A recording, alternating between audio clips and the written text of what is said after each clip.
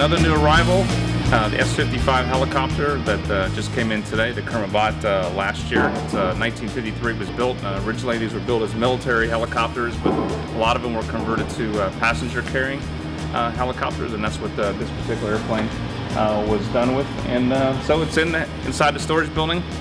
Doesn't take as much room as I thought, which is good. We got a lot more airplanes to stick in here. P-38, Hellcat are all coming inside of here.